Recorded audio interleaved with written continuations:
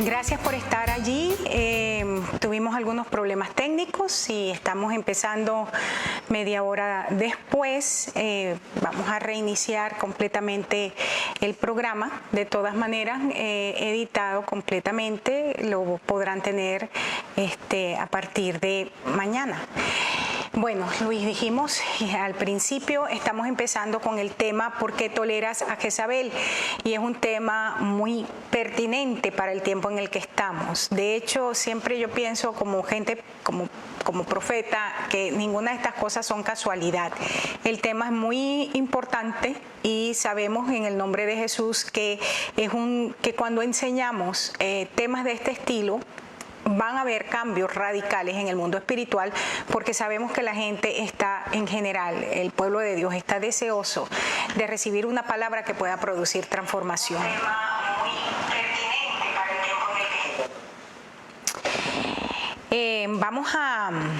Estábamos diciendo en nuestra introducción que la iglesia está formada por familias, que la familia es la base de la sociedad, del Estado, de la nación, pero las familias vienen al Señor como todos venimos al Señor con problemas de diferentes estilos. Entonces, esas situaciones que traemos en el alma, pues las manifestamos cuando estamos congregados, situaciones de todo estilo.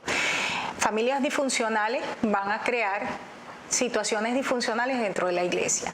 Entonces, y es importante establecer esto porque normalmente la gente llega a la iglesia y empieza a culpar a la iglesia o a sus líderes de cosas que en realidad son ellos mismos los que lo están trayendo y las están generando. De esto estábamos hablando un poco al principio. Estábamos hablando el hecho de que el espíritu jezabélico es un espíritu que es atraído principalmente por personalidades proféticas, por personas proféticas, y decíamos al principio que los problemas de técnicos siguen, ¿no? Ok. Decíamos que el espíritu no tiene género y que esto era importante establecerlo porque no es ni femenino ni masculino, y las asunciones o las cosas que se han hecho anteriormente de siempre señalar a la mujer como que es jezabélica, no es que es completamente erróneo, pero el espíritu jezabélico no entra solamente a las mujeres. Él es un espíritu que va a utilizar hombres y mujeres por igual. Entonces esto es importante establecerlo y decíamos que esto lo vamos a tratar mucho más adelante. También estábamos hablando del hecho de que el espíritu jezabélico es un espíritu muy tóxico para la iglesia, y algo que es clave, que es difícil de detectar en las primeras etapas de lo que es su actuación dentro de la iglesia. Normalmente son personas que llegan, que tienen bastante carisma, que tienen dones, que tienen talentos, y el liderazgo empieza a verlos como grandes potenciales y como respuestas a las necesidades de personal que hay dentro de la iglesia. Pero estas personas luego entonces podemos empezar a ver cómo actúan de manera diferente. Y quiero que se vea claro que es el espíritu que está sobre esa persona operando, porque la persona a lo mejor sí tiene bastante potencial en verdad, pero se está dejando controlar por un espíritu que lo está llevando a ser manipulador, a ser controlador, a hacer todas las características que implica de vivir bajo el espíritu de Jezabel. Esto es importante. Una de las hay varias características, por supuesto. Estamos a nivel de lo que es la introducción, pero me gustaría reforzar aquí el hecho de que normalmente vienen a la iglesia, entendemos que son espíritus que están operando a través de personas, pero es importante que entendamos asimismo como el Espíritu Santo también opera a través de personas. O sea, no son entes espirituales operando así a lo loco. Siempre es entes espirituales que están operando a través de personas. Y en este caso, un perfil interesante tiene que ver con el hecho de que las personas con espíritus jezabélicos tienen normalmente, cuando se quitan la careta, tienen rebelión, acusación, manipulación, ansias de control, control, utilizan de mentira, ira, arrogancia, chisme, críticas, celos, astucias, diferentes tipos de mañas y falsas preocupaciones por lo que es el ministerio. Y esto también es importante tenerlo bien claro en nuestra mente para poder detectar espíritus jezabélicos. Sí, y me gusta mucho entender que la gente entienda que todo este tipo de cosas es definitivamente hechicería. Es una forma de hechicería que se mete dentro de la iglesia y mucha gente está esperando que sea alguien vestido de negro con nariz puntiaguda y cosas de esta, y no. La gente viene a hacer brujería a la iglesia, hechicería a la iglesia sin necesidad de este tipo de cosas, solamente a través del espíritu de Jezabel, con todas estas cosas que ya se mencionaron antes, que están en la página que vieron. Exactamente. Ahora, una de las cosas, y vuelvo a decir, estamos a nivel de introducción un poco accidentada por la situación técnica que ocurrió. Pero mucha gente dentro de la iglesia sucumbe ante este espíritu. Y quiero decir, de manera particular, mucho liderazgo sucumbe bajo el espíritu jezabélico. Mucha gente, mucho pueblo de Dios entra en acuerdo con este espíritu. Y lo que encontramos es cómo lo que ocurre a nivel de iglesias, pero también a nivel de otras entidades, porque estamos diciendo que el espíritu jezabélico como principado no solo opera dentro de la iglesia, opera a nivel de gobierno, opera en todo lugar donde puede usurpar autoridad, va a estar operando para traer caos y para hacer fuera del orden de Dios. Pero volviendo aquí, cuando los líderes, sean estos eclesiásticos, pastores, ministros de cualquier tipo, estén en el gobierno, estén en la escuela, donde estén, que sucumben ante el espíritu jezabélico, una de las cosas que ocurre es que lo que dice Apocalipsis capítulo 2, que lo vamos a estar tratando posteriormente bien detalladamente, encontramos entonces muerte espiritual en lo que son hijos naturales, hijos espirituales, hogares completamente destruidos, ministerios destruidos, simplemente porque entramos en un coqueteo con un demonio que nos lleva a, puede ser pecado sexual literal, pecado sexual emocional o espiritual, pero sea como sea, la manifestación de este pecado, de esta infidelidad, siempre va a producir muerte. Claro, y el grave problema de Jezabel es que es muy atractivo para la gente que empieza a ser sucumbidos por ellos y se sienten, llega un momento que se sienten dependientes de las personas que están con este espíritu. Hay una dependencia emocional, una dependencia psicológica, y esto va generando una posición donde la gente no sabe cómo salir de allí porque entró en adulterio espiritual, adulterio real, entró en pecado sexual de diferentes tipos o entró en diferentes tipos de hechicerías en su vida, sucumbió ante la manipulación, sucumbió ante el engaño, y esto lo llevó a de mantenerse cercado por este espíritu, y ya no puede moverse en libertad, realmente la libertad que Dios tiene para él.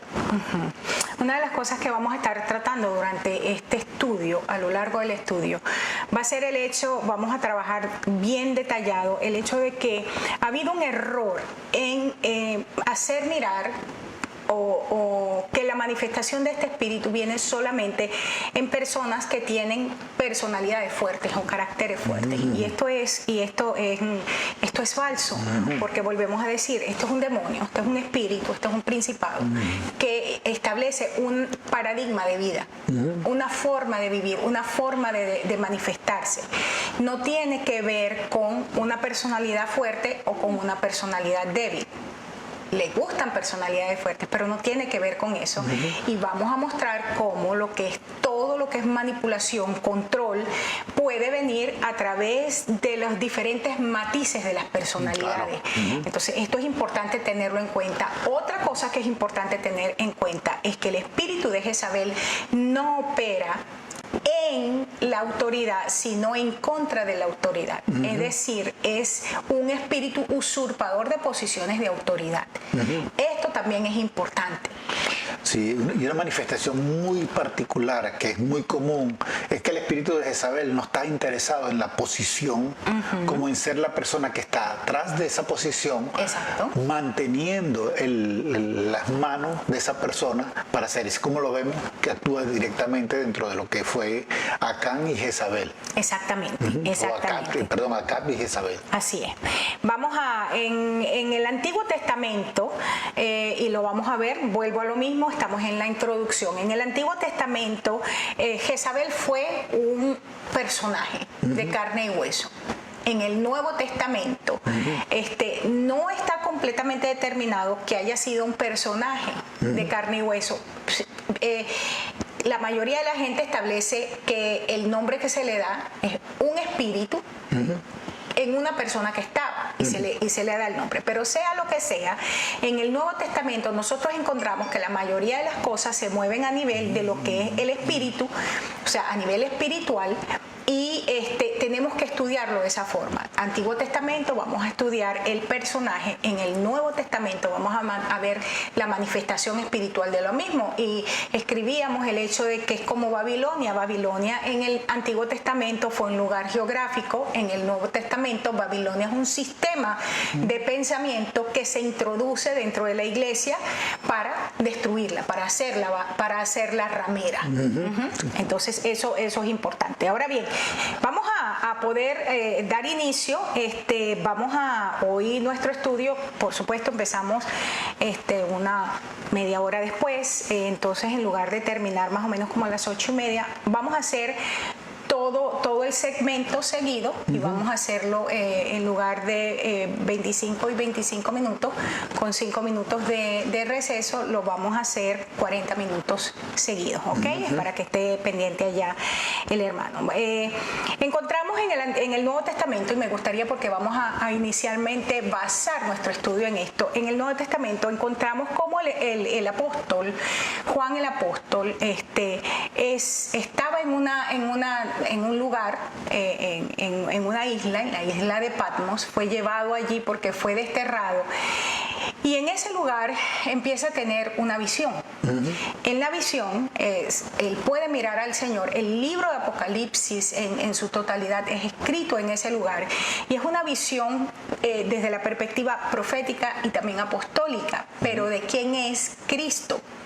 Desde la perspectiva de quién es Cristo, se escribe el libro de Apocalipsis. Esto es importante para que podamos hacer un análisis correcto, en este caso, de la iglesia de Tiatira, que es la iglesia fundamentalmente que vamos a estudiar en el Nuevo Testamento, para poder llegar a conclusiones sobre el espíritu jezabélico, aunque vamos a estar también extrapolando principios con respecto a lo que es la iglesia ramera, ¿verdad? La Gran Babilonia. Vamos a estar mirando estas cosas, vamos a ver en la perspectiva también del Antiguo Testamento, vamos a ver al profeta Oseas. Entonces vamos a extrapolar principios para poder estudiar este espíritu a profundidad. Estamos en un momento donde ni la gente que nos escucha ni nosotros estamos dispuestos a estar perdiendo el tiempo en cosas que de nada aprovechan, ni en estudios religiosos que nos atan más. Queremos llegar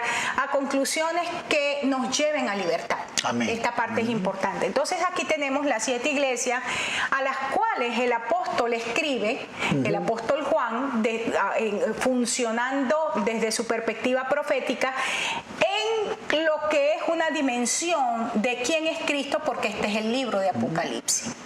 Claro, ya tú has dicho claramente, o sea, la introducción del libro Apocalipsis nos habla de que es la revelación de Jesucristo, y cada una de estas iglesias nos muestra a Jesucristo desde una perspectiva muy particular. Exacto. Y todo el libro realmente está revelando a Jesucristo.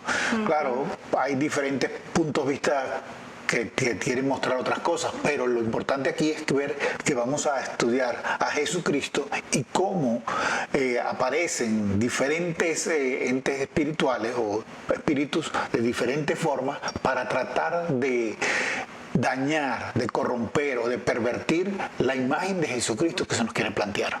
Y esto es importante, Luis, porque de hecho en algún momento vamos a ver la manifestación de Cristo en cada iglesia para que podamos ver la contraparte. ¿Cuál es el espíritu que va en contra de ese aspecto de Cristo? Y es interesante, y lo vamos a ver también en un momento, cómo Cristo en lo que es la iglesia de Tiatira hace una manifestación que es tan fundamental para el creyente, que es como hijo de Dios. Y esto tiene diferentes dimensiones, no solamente habla de su deidad, pero también lo que es nuestra identidad en Cristo. Cosa que entonces nos hace entender por qué la guerra de Jezabel en contra de la iglesia va a ser siempre en contra de una iglesia que tiene identidad clara de quiénes son en el Señor y que pueden operar en el poder y en la autoridad del Señor, cómo este espíritu se levanta en contra de eso. Sí, y es claro porque es uno de los ataques fundamentales de este tiempo. Tratar de robarnos y de quitarnos quiénes somos, de hacernos ver que hemos perdido mucho de lo que somos, de lo que ya no estamos moviéndonos en lo que Dios ha dicho de nosotros. Así es. Rápidamente viendo, para que tengamos un panorama de quién era Tiatira, solamente me voy a permitir leer para ustedes lo que ya escribimos y no ahondar tanto en esto. Primero, era una ciudad que no estaba amurallada. Creo que esto es clave y es profético, sobre todo en la nación en la que estamos. Y me gustaría que viéramos cómo es que una ciudad no amurallada tenía un problema con un principado que viene a destruir la identidad. Y esto se me parece al problema que tenemos en este momento en la nación de Estados Unidos, pero también en las naciones de la tierra donde se ha destruido la identidad. Fíjate que una manera como se mueve el espíritu a través del comunismo es que lo primero que hacen en una nación es destruir su identidad, su historia. Y destruyen la identidad es destruyendo la historia. No destruyen la historia, destruyen la identidad. El target es la identidad. Y para destruir la identidad tienen que destruir su historia y tienen que destruir el orgullo de lo que han sido por generaciones. ¿No? Entonces, esta ciudad, Tiatira, era una ciudad que no tenía murallas, no estaba protegida, y esto lo hacía vulnerable. Y es interesante que a lo largo de la historia es una de las ciudades que fue destruida varias veces y tuvo que ser reconstruida. Otra cosa importante de Tiatira es que era una ciudad donde el gremio artesanal era bastante fuerte.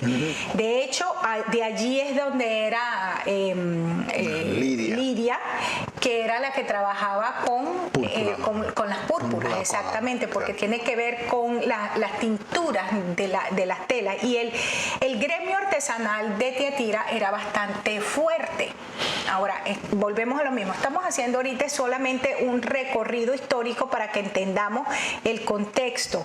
El mayor problema que la iglesia estaba enfrentando en ese momento, Luis, era el hecho de que estos gremios de la ciudad porque la vida de la ciudad estaba alrededor de los gremios, y como estos gremios hacían sus banquetes, pero generalmente eran fiestas paganas dedicadas a los dioses que eran los patronos de estos gremios. Y esta situación en la vida del creyente y tener que participar estaba creando una dualidad, y aquí es donde entra el espíritu de Jezabel trayendo corrupción a la iglesia, porque se ha dicho que no es corrupción el hecho de que tú trabajes, no es corrupción el hecho de que tú te desarrolles en tu área profesional. El asunto es cómo logras escalar, cómo te mantienes, de dónde crees que está viniendo el sustento. Este es el problema que estaba teniendo Tiatira. Sí, y algo clave en este tiempo es que mucha gente sigue pensando como la gente de aquí, que tenían que adorar a ciertas deidades para que viniese bendición sobre ellos. Otros lo hacían simplemente para satisfacer a las personas, los líderes o los jefes de los gremios comerciales, para simplemente ellos sentirse bien. Y es lo mismo que sucede en Latinoamérica o aún en ciertos países europeos, donde en estos tiempos se celebran ciertas fiestas a ciertos santos, a ciertas deidades. Hace poco se cumplió el 24 de junio, donde prácticamente toda Latinoamérica hacen celebraciones a ciertas deidades en ese día específico, y igual como después viene el solsticio de verano, donde se hace otro montón de cosas. Todo esto es exactamente lo mismo, y recuerdo muchas veces que la gente decía, los jefes decían, tal día vamos a tener esta fiesta por tal patrono, se recomienda que todos estén presentes. Y ese es donde el problema, ese era exactamente el mismo problema que estaba sucediendo. Exactamente. Y una de las cosas, y quiero decir esto, Luis, porque cuando estabas hablando se me vino a la memoria algo que ocurrió en Venezuela. Una de las ciudades que está en el corazón de Venezuela, uno de los miembros de una de las iglesias que para ese momento nosotros cubríamos, sobre la cual éramos apóstoles, esta persona se fue a esta ciudad para hacer una obra misionera. Y una de las cosas que se encontró, porque era muy difícil, había muchísima ruina, y una de las cosas que orando al Señor, esta persona, ¿qué era lo que había pasado? ¿Por qué es que era tan difícil traer a la gente al Señor? Y es que una de las cosas que había ocurrido en ese pueblo y que estaba ocurriendo es que lo que era el gobierno de ese momento, que es el mismo gobierno narcochavista que tiene Venezuela todavía, hacían sacrificios de brujería, y esa carne que sacrificaban luego se la repartían entre el pueblo, y esa era una de las formas que utilizaron, y podemos decir esto de primera mano, no solamente en ese pueblo, en Venezuela se ha utilizado de este tipo de cosas para traer hechizos sobre la gente. Hay gente que nos está escuchando que puede decir, a los cristianos no le puede entrar nada de eso. Yo siempre digo que a los cristianos le entra todo lo que los cristianos dejan que entre, ¿verdad? Los cristianos tienen todo lo que quieren tener, y no podemos ser gente ni que nos vamos al problema que tienen los religiosos, que todo es pecado, que todo es malo, no toques, no veas, no mires, pero tampoco podemos ignorar los principios bíblicos con respecto a lo que es el mundo espiritual. Claro, claro. Y recuerdes, el mundo espiritual siempre va a operar a través de personas. El mundo espiritual lo vemos, la Biblia habla de los ángeles, habla de los demonios, habla de todo esto, pero todos ellos operan a través de personas. A través de personas. Otra de las cosas que estaba ocurriendo en Tiatira, seguimos con introducción y lo que es el contexto histórico, es que era un centro de adoración, un centro idolátrico. Una de las cosas que tenían allí era una de las estatuas al dios Apolo. Otras arterias también tenían el famoso períbolo, que era un lugar residencial para la hermana de una diosa oriental, Sambuya. Adoraban también al dios solar, y esto me llamó mucho la atención porque aquí el dios solar se manifestaba como un dios jinete, que es una de las imágenes de Cristo que tenemos en el Apocalipsis cuando dice que él viene sobre un caballo blanco. Es importante que nosotros tengamos claro que siempre van a haber paralelos falsos con respecto a quién es el Señor. Así, exactamente. Y esto es una manifestación. Entonces las fiestas, como decíamos, se celebraban en los templos, y entonces generalmente en casi todos estos pueblos este tipo de fiestas terminaba en orgías. Ahora, ¿cómo? Y esta es la pregunta para iniciar en sí mismo en lo que es el tema. ¿Cómo los cristianos pueden o podían para ese momento participar de tales reuniones? Y aquí es donde entra en operación el espíritu de Jezabel, que se sienta en la iglesia para traer enseñanzas que cambian, tuercen los principios del reino y los acomodan para poder vivir una vida pervertida y en libertinaje. Sí, hay varios pasajes que son bien complejos en la Biblia y que a mucha gente los tuerce y ha creado con eso algún tipo de protocolo dentro de las iglesias, como que eran los pasajes donde decía la mujer, Pablo dice que a la mujer no le permite hablar en la congregación, y se refería a cómo fue utilizado en Corintios por este mismo espíritu. Exacto. Que se mueve dentro de esto, y por supuesto era usado por mujeres que eran prostitutas dentro de los templos, y estas mujeres querían llevar esas mismas costumbres a la iglesia y querían llevarlas a los lugares de reuniones de las casas, y aún querían llevarlo a las familias. Y es por eso que es clave que entendamos este espíritu, porque este espíritu se movía ya en Corintio. No era para que las mujeres, si no usaban el velo, estaban en pecado, era para que las mujeres entendieran que había un espíritu moviéndose para manipular, para controlar, para traer descrédito a todo lo que Dios hacía, y para sobre todo traer una corrupción al concepto de Cristo que se quería revelar.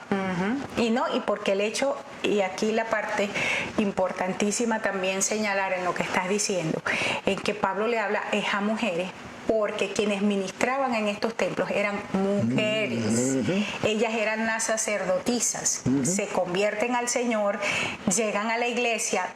Que estábamos diciendo al principio, las iglesias están formadas por familias que vienen con relaciones disfuncionales. Entonces sus problemas disfuncionales los traen a la iglesia. Estas mujeres se convirtieron al Señor, y ¿qué sucede? Lo que era una práctica, una vida en ellas, entonces quisieron trasladarla a la iglesia. Y por esto es que Pablo, y lo vamos a ver a profundidad después, Pablo les dice, ustedes tienen que dejarse crecer el pelo, porque a la mujer les es honroso dejarse crecer el pelo, ellas se rapaban, pero refiriéndose a lo que era aprender a estar en sujeción, aprender a estar en orden. No les permito que hablen. ¿Por qué? Porque estas mujeres sacerdotisas en estas reuniones de adoración a sus ídolos se drogaban con diferentes cosas, y entonces bajo la influencia de las drogas ellas empezaban a profetizar. De hecho, todavía hasta el día de hoy persisten cultos de este estilo, donde gente bajo la influencia de narcóticos empiezan, entre comillas, a dar palabra profética. A dar palabras supuestamente espirituales, o a dar cosas como las quieran llamar. Y esta es la razón por la cual Pablo les dice a ustedes, yo no les permito que hagan esto. Entonces, lo que hizo la iglesia de algunos siglos para acá fue establecer una diferencia en el ministerio a nivel de lo que es mujer-hombre. Siempre me río cada vez que veo, por ejemplo, en cosas como Facebook, cuando dicen no se le dice pastora, sino esposa de pastor. Eso es como decir que el Espíritu Santo solamente capacita, habilita, le entrega dones, talentos y ministerios al hombre por ser hombre, ¿no? Entonces, cosa que es completamente incierta, porque no entendemos el principio que Dios creó hombre y mujer, y entonces al hombre y a la mujer le dijo, fructifíquense, multiplíquense, sojuzguen la tierra, ¿verdad? Claro. Todo eso fue al hombre y a la mujer. Esto lo vamos a seguir viendo. Ahora bien, volviendo aquí a lo que es la iglesia de Tiatira, vamos a ver algunas cosas interesantes. Tiatira significa sacrificio continuo, actividad sacrificial. Esto nos está hablando a nosotros que la ciudad tenía un paradigma, era algo cultural, vamos a decir, es lo que se llama cultura folclórica, vamos a decirlo de esa manera, que todo lo que hacían giraba en función a sacrificar a las deidades. Esto era la forma de vivir de Tiatira, la forma de comportarse, y esto por supuesto lo vamos a ver entonces reflejado en la vida de la iglesia.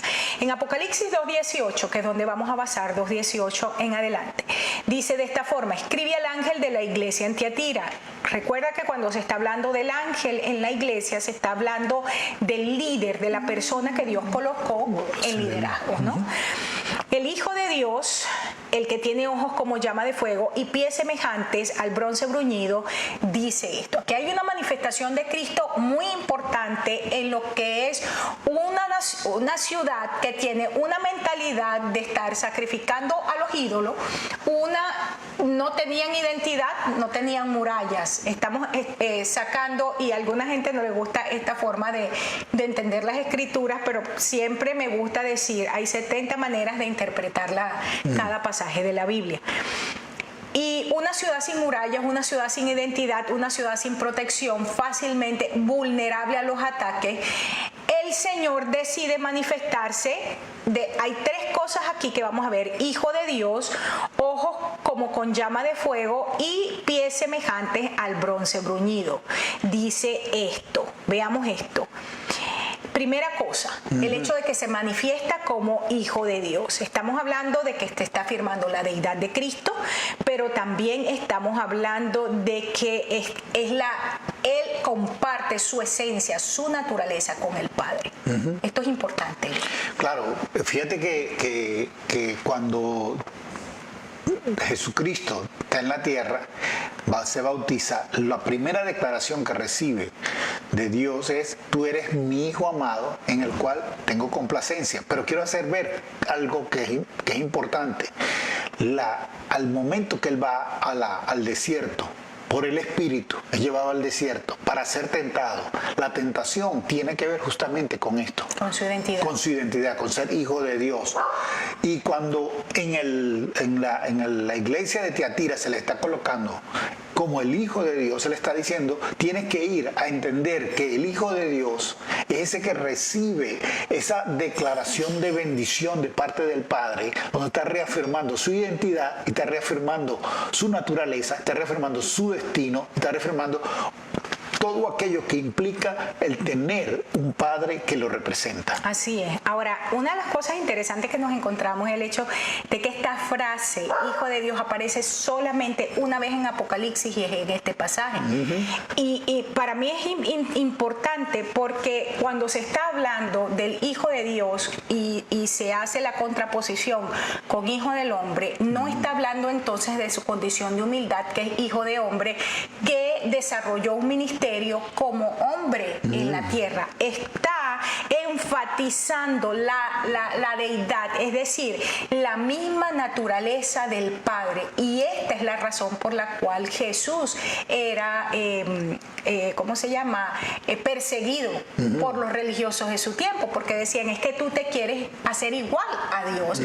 Cuando él simplemente estaba diciendo: es que esta es mi naturaleza, esta es mi identidad. Claro, y eso cuesta mucho entenderlo, porque el recibir la naturaleza del Padre, cuando Dios le da a él esa declaración: tú eres mi hijo amado, está diciendo: tú estás recibiendo todos los genes, toda la genética, todo lo que me da el origen a mí, lo estás recibiendo tú, que es lo que significa gen, origen.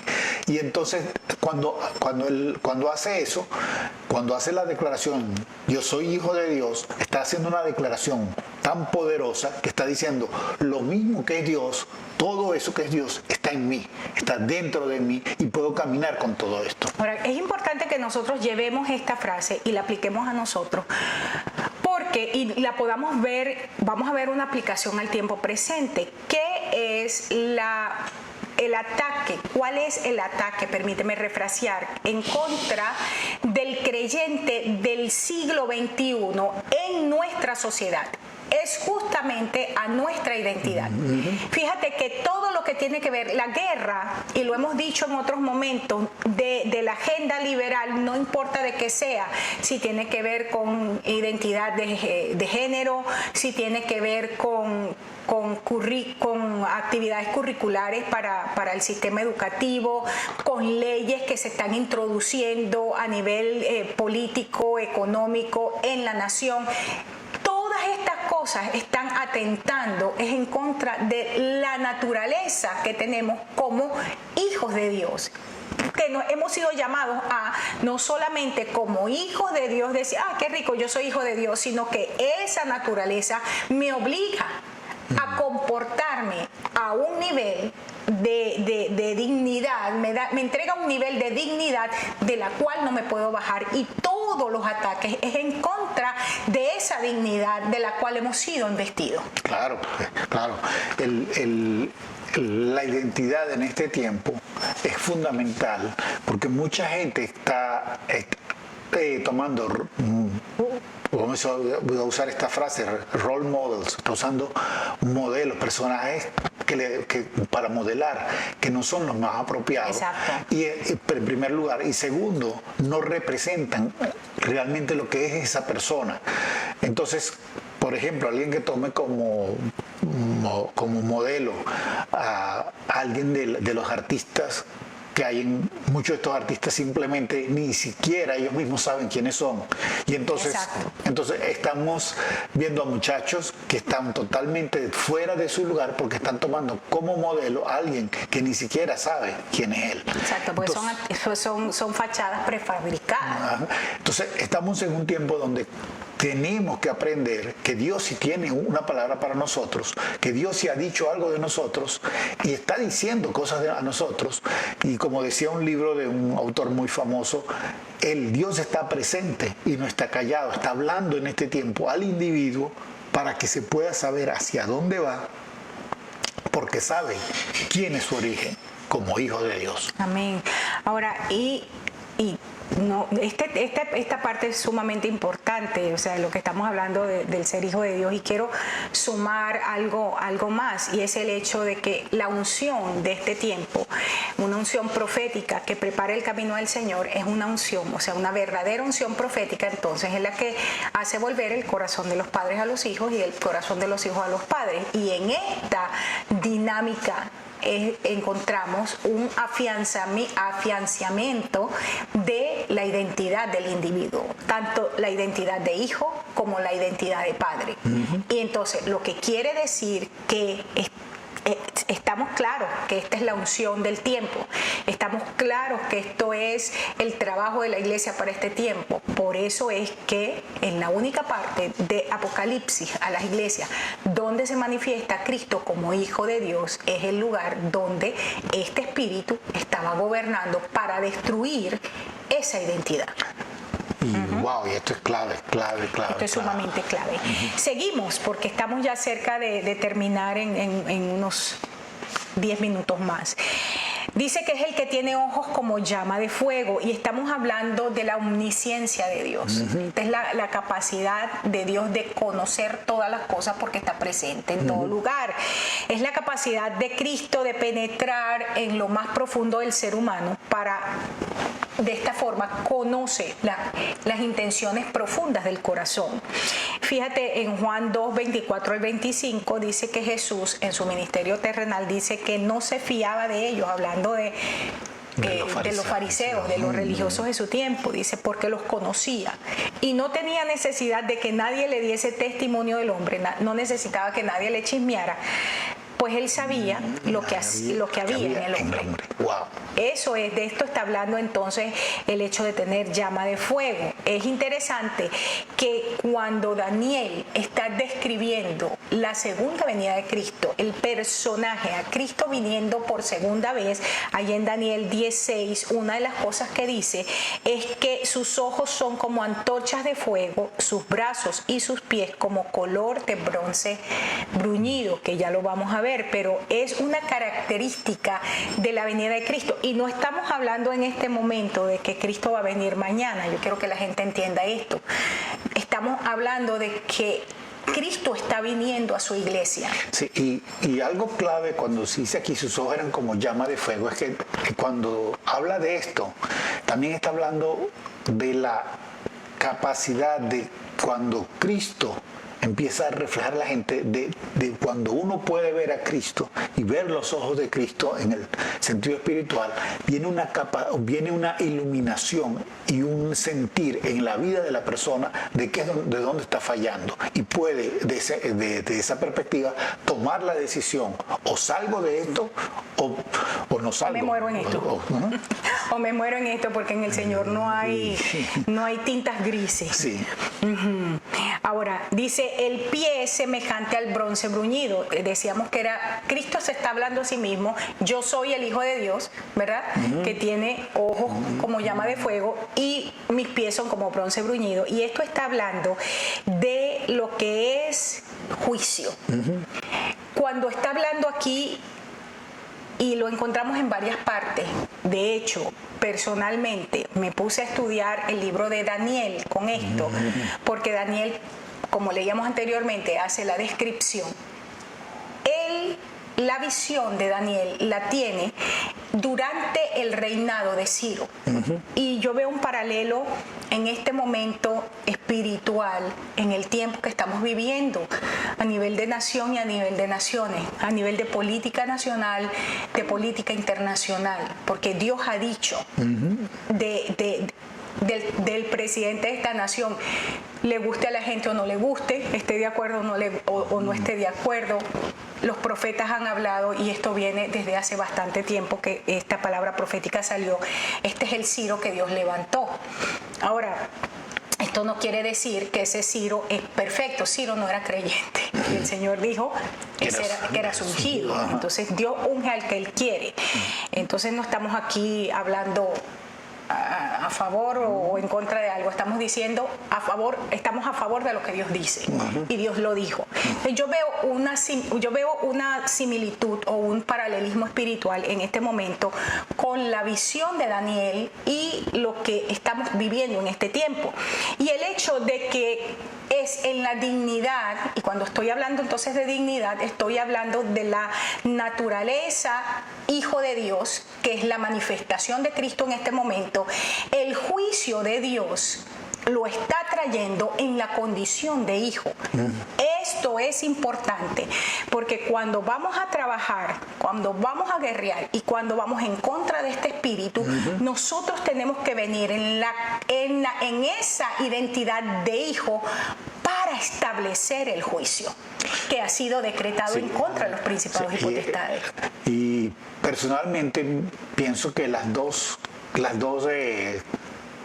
figuras que se presenta aquí, la de los ojos de fuego, como llamas de fuego, y los pies de bronce bruñido, los dos tienen una significación muy cercana a lo que es juicio. Una revelando la situación de problema y la otra diciendo el juicio es este. Cuando nosotros entendemos que Dios no está viniendo que Dios se quiere revelar al mundo como hijo de Dios, que hay una identidad clara, pero segundo, que hay un juicio claro y que hay una verdad clara, que la verdad es una persona y que el juicio está establecido por la persona y los que están establecidos por Dios en la tierra para establecer eso que es la iglesia o la iglesia de Dios. Soltar el decreto de Dios, el juicio de Dios sobre la tierra. Es importante eso que estás estableciendo, y vuelvo a decir, el juicio de Dios no es muerte, el juicio de Dios viene para redención. Esto siempre es importante tenerlo. Es importante también entender que la Biblia dice que el juicio empieza por casa, no es casualidad que el juicio aquí es a un espíritu que está en operación en la casa, en el templo, en la iglesia, porque el Señor quiere establecer orden. Lo que la iglesia establece, a lo que la iglesia le da permiso, es lo que es establecido en la tierra. Nosotros no podemos establecer orden, nosotros no podemos establecer estructuras que funcionen si nosotros no tenemos ni orden ni estructuras que funcionan, ¿verdad? Entonces, por eso es que el juicio del Señor es redentivo en nuestras vidas. Viene para traer a nosotros una limpieza. Empieza a purificar a través de su mirada, porque el fuego consume, y consume de acuerdo a las escrituras paulinas. Dice que quema hojarasca, que quema la basura, todo aquello que tiene que ser quemado se va a quemar. Pero los elementos que permanecen son aquellos elementos que con el fuego se purifican. Entonces, esa mirada del Señor viene a nosotros para purificarnos y sacar de nosotros lo mejor. Si es oro, si es plata, piedras preciosas, con qué nosotros hemos edificado nuestras vidas, con qué nosotros hemos edificado nuestras relaciones. Y ya estamos cerca de terminar. ¿Cómo estamos edificando? Y yo quisiera que, porque apenas entramos empezamos a rasguñar el tema, todavía no estamos en por qué toleras a Jezabel, sino que estamos estableciendo los fundamentos. Pero mira, Luis, una de las claves es preguntarnos, ¿cómo estoy edificando mi familia? ¿Con qué materiales estoy edificando mi familia? ¿Estoy utilizando de basura? ¿Estoy utilizando de chisme? ¿Estoy utilizando de división? ¿Estoy utilizando de celos? ¿Con qué yo estoy edificando a mi familia. Sí, quisiera agregar, hay algo que me parece que es muy pertinente en este tiempo. Hay muchas familias que están edificando con apariencia. Apariencia, exacto. Y la apariencia fue algo que vemos que Jesucristo condenó muy fuertemente cuando la famosa higuera que él maldijo, realmente la maldijo porque la higuera aparentaba que tenía fruto. Era una hipócrita. Y no tenía nada. La higuera hipócrita. Ajá, y entonces Dios la maldijo. Dios la maldijo. Y cuando nosotros decimos esto, suena fuerte. Pero lo que está diciendo aquí es la apariencia. Hay familias que hay padres, madres que están empeñados en hacer crecer su familia basado en la apariencia, no basado en los principios de Dios, no basado en lo que Dios está diciendo de ellos. Y eso les está creando muchas situaciones de muerte. Hay un principio, y con esto vamos a ir cerrando, que hemos enseñado por muchos años. Es que nosotros siempre estamos cosechando, porque siempre estamos sembrando. Claro. La siembra que estamos haciendo hoy va a producir su fruto. La siembra que hicimos cuando nuestros hijos estaban niños y estaban adolescentes está produciendo su fruto. Claro. ¿Verdad? Y una de las cosas que nos guste o no, después no podemos echarle la culpa ni a los líderes de la iglesia, ni a los maestros de la escuela, ni al gobierno de las situaciones de nuestros hijos. Nosotros hemos edificado, nosotros hemos sembrado. Vuelvo a decir, ¿con qué materiales estamos edificando? Cuando el Señor viene, cuando el Señor se manifiesta primero como Hijo de Dios, entonces nosotros podemos responder, si no tenemos identidad, podemos responder como los fariseos, como los saduceos, como la chusma de la calle, o sea, tú te la das de, tú eres más. Yo siempre he dicho, el problema no es que la gente piense de sí mismo más, el problema es que la gente piensa de sí mismo menos. Entonces ese pensar menos de mí mismo, entonces le digo a los demás, es que tú piensas más de ti. No, aquí el Señor se manifestó no en una condición de humildad, sino en su condición de deidad, su poder, su gracia, su gloria manifestada como hijo. Segundo, con una capacidad para discernir los pensamientos y las intenciones del corazón. Y en tercer lugar, como una persona, un juez justo que trae la justicia y que queda establecida en el lugar donde él camina. Amén. Estas tres cosas son importantes. Bueno, llegamos al final de nuestro programa el día de hoy. Desde ya, discúlpenos por los problemas técnicos que tuvimos, todas las interrupciones de que dejaron los volúmenes arriba, todo eso. Esperamos en el Señor que no vuelva a ocurrir y esperamos también en el Señor que la palabra que hoy se entregó, que es un fundamento de lo que apenas vamos a estudiar, pueda ser de bendición para tu vida. Te animo a que puedas tomar el estudio y volverlo a estudiar. Aquellos que están interesados en los materiales de Mesa de Mentoreo pueden contactarnos y ellos tienen un costo, pero nos gustaría, pues estaríamos más que abiertos para que usted pueda adquirir los materiales. Bueno, gracias entonces, que el Señor les bendiga. Dios me los bendiga, los esperamos en nuestra próxima entrega, el próximo martes de el ¿Por qué toleras a Jezabel? Y el viernes estamos a las 7:30 con nuestro servicio de comunión, el domingo a las 12 del mediodía con nuestro servicio de celebración. Dios te bendiga.